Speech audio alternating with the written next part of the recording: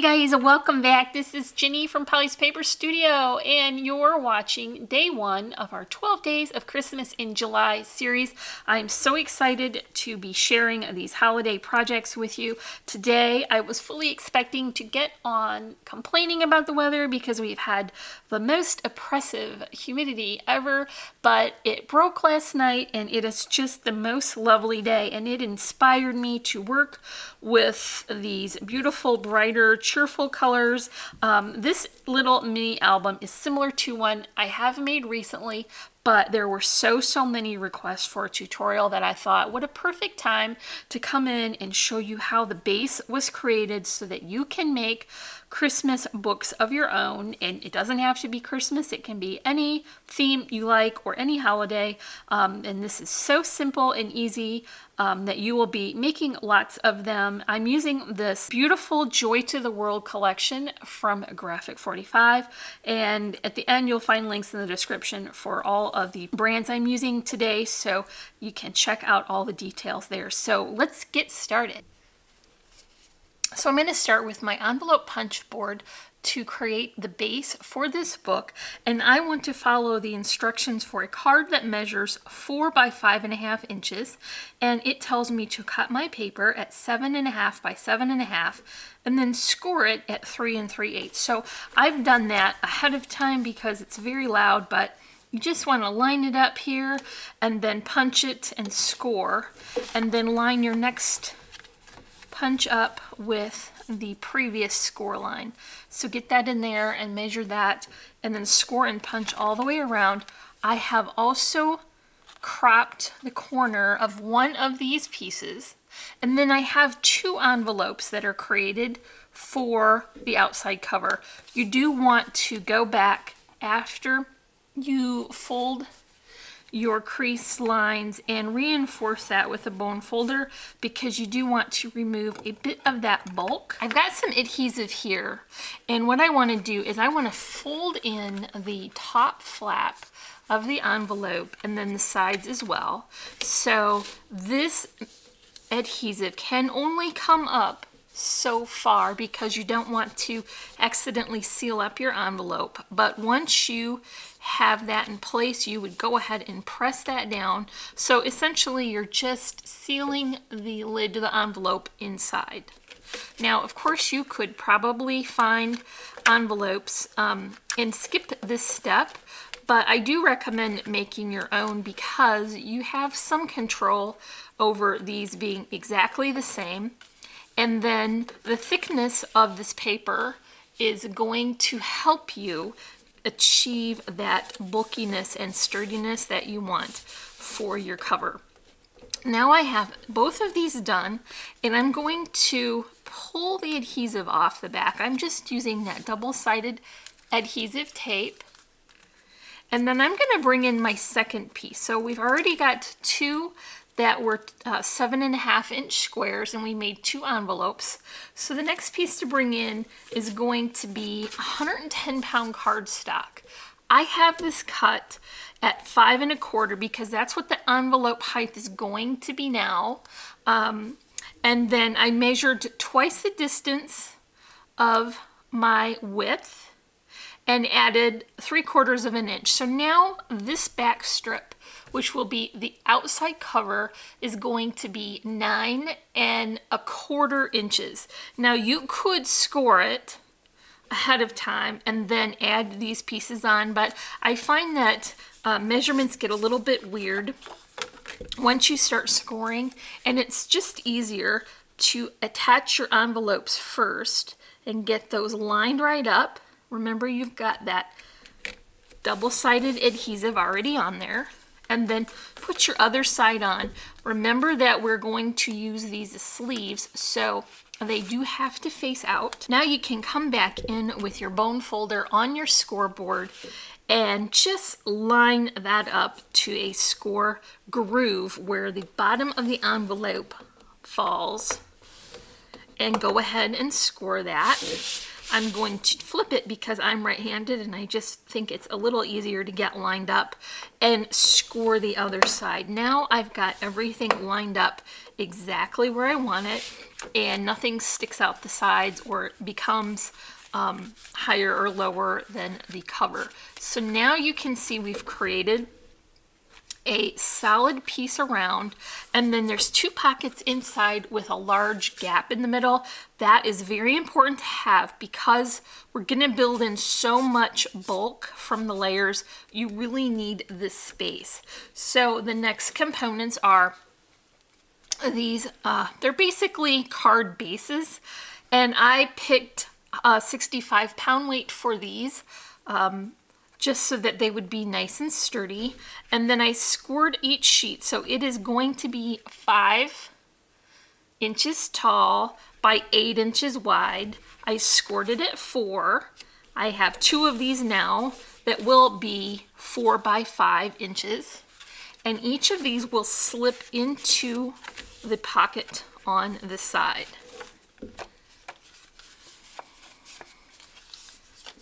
So when you open the book, you see this will be the front, then it opens, then you have these pages, and then you can pull these out as well and decorate them to be the inside of your book. So let's finish altering this book base for a Christmas album. I'm going to use the new Graphic 45 Joy to the World collection. This is the 8x8 pad, and then I'm also using the ephemera cards to go along with that. For this particular book, I have pulled out 7 pages, and well, this is what is left. Plenty to make cards with, so definitely going to get a lot of use out of this 8x8 paper pad. I picked this up from Frilly and Funkie Boutique, by the way, and I will leave links in the description below. So here's the book base that I have previously started, and I went ahead and added a layer of 110-pound cardstock covered with the patterned paper that I want to show between these 2 pages, and I am going to add another layer of that to the outside. This is nice to finish the cover. Also, it adds quite a bit of structural stability to this because it's so thick now. There is many layers of paper here, and this is going to help the book hold its shape. This is also a good time to add some twine. So I'm just going to wrap this around. This is my May Arts burlap string, and I really think this adds a nice detail to the top. It's much easier to add this now than later when all of the layers are put on. So I'm just going to tie that here with a regular old knot. I'll cover that later when we finish the outside. That is all set. I'm going to snip off the excess there so we can keep moving along. It is also a good time to finish the back of the book. So I have that collection paper there, and it's matted with a complementary kind of rose tone. And I'll just add that to the back cover, and we won't have to go back and do that when all of the embellishments are on. So like I said, the covers on the front are going to be last because there's a lot of bulky things. So I will just begin working on the inside. We only need to make one on camera because they're both the same. So I only need to walk you through one. And then remember that these flip outwards. So that's the only thing you have to keep in mind. Otherwise, they're going to be exactly the same. So this is going to be our left opening card insert. And I'm going to start by adding my tip-in mechanism to the largest panel of pattern paper. This is going to be a left opening left side page. That's a lot of words. And so I want this to open this way, and then I'm going to add it to the front of the book. And I'm still using that double-sided adhesive, but if you prefer to use wet glue and you are more patient than I am and more careful, then that would be a great way to adhere all of these layers.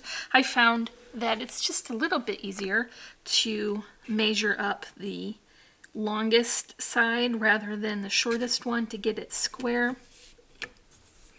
And now this will have a tip-in portion that I can add the inside portion to. This is the back side of one of those gorgeous ephemera cards, and you know, I'm so happy because it already has lines on it and a beautiful flower arrangement. So I'm just going to add that here, and that will show when the tip-in is opened. And the portion that will be on the front is one of the fronts of the journal cards, and I did clip these down just a bit and squared off the corners.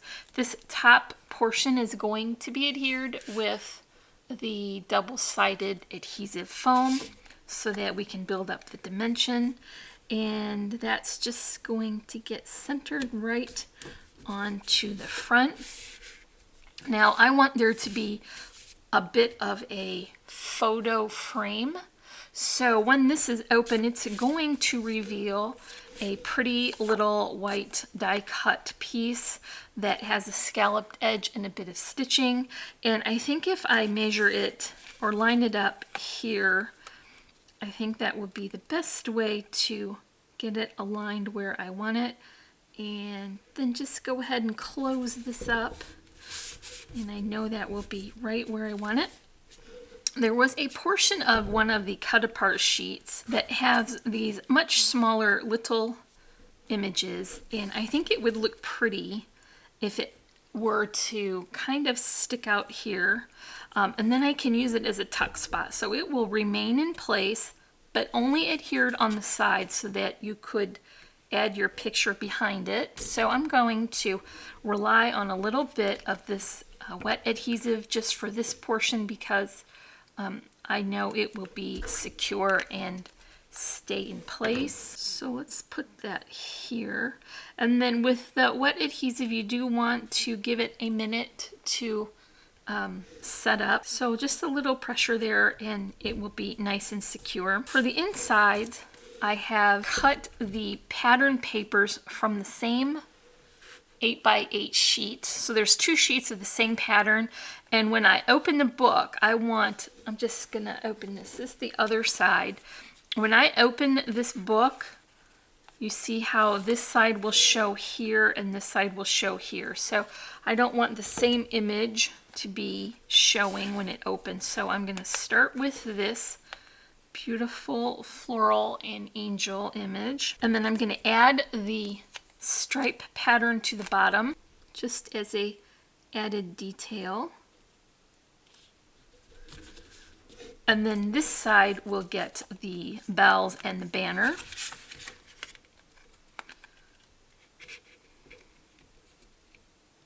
And then the back will get the stripe. And I'm using the same matting all throughout just for a nice consistent look and because it matches so beautifully. So here is our left side insert with a tuck spot for a picture. Here is our album base. Again, I'm just going to tuck these in so I can show you quickly, and then I'll take them back out and we can finish the inside. So this one is the one that we just created, and this one is going to be the right hand side. I prepared this one ahead, and that tucks right in there. So now you can see why we need that extra space on the spine to accommodate all that bulk and layering. So you'll be able to open the book and then open the tip-ins and then add some pictures and then open this portion, and you see how I don't have the same pattern showing on either side of this so that it isn't too matchy-matchy. And then each one of these sides will pull out and you can add your pictures to those as well. So I do want to do a little something to the inside. I've cut some paper and matted it with that same cardstock. I'm just going to add this side down because I can explain why I did what I did for the next layer. And so basically what I wanted to do was add a doily and a die cut circle from one of the images on the cut apart sheet, and I wanted them to match, and I thought these would be beautiful side by side, but unfortunately the border for this tag had so much pattern into the image portion that I wasn't able to cut the circle without actually cutting that border, and I didn't want the little pieces to be showing. So I decided that it would look nice to have just the larger image here and then the sentiment on the bottom, and that would work well for this side. I have only added my adhesive to the first 3/4 of that card because I don't want to accidentally glue it closed. So I just want to center that up and down, bring it over a little bit.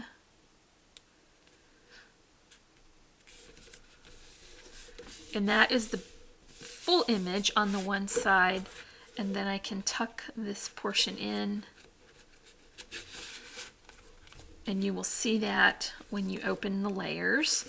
So for this side, I was able to cut the image with the die. So this is the same on both sides. These little sections are a great way to use up the offcuts from the larger pieces. And then I've got my doily cut. This was from Amazon, and I have added the adhesive only to the portion that will be right on the paper so that nothing gets stuck on it. Just going to place that there, and then I added the adhesive for the top on here because this is slightly larger and I didn't want anything to stick over. So this girl is going to be right in the center, and the page behind her can go in, and now you can see that looks really pretty when you open it with lots of layers of those pattern papers. So all of these paper layers on the top, because our book will hold a 4 by 5 inch card, so my pattern papers are all going to be 4 by 5 inches, and then I've added 1/8 of an inch for all the matting. So that's easy to remember because all the pages will be the same. Now we can make the cover of the book, and this is the oddest color, isn't it? I didn't even know what color to call that until I put it next to that, and I thought, oh, that's Christmas pink. So I have my cardstock cut, and then my pattern paper as well. I picked the beautiful all over floral, and then I don't know how well that shows up. There is some alien faux snow. I've added some detail here on the top corner. Then I have a sentiment that was cut from a portion of one of the cut apart tags. That's just going to go right to the top, and I added that faux snow to that as well. And then there's that gorgeous plaid for the bottom. I love how that's got like a bit of a sparkle pattern to it. It's extra festive. And that just goes here at the bottom. And then I'm also going to add this doily, which is cut from a Cherry Lynn Designs doily. And I think you can still find these on Amazon if you're interested. This is 65 pound weight cardstock in a crisp white, so this will be added to the front cover. The first thing I want to do though is add my ribbon for the closure, and this has to go in between those layers, and you want to leave a generous length so that you can tie a nice bow on the side. And I just want to use a small little bit of that glue to hold that in place. Mostly it will be held with the front cover, but this will keep it in place while we add the next layer. So that is going to be our finished front cover base. I think I'll have better luck lining it up this way.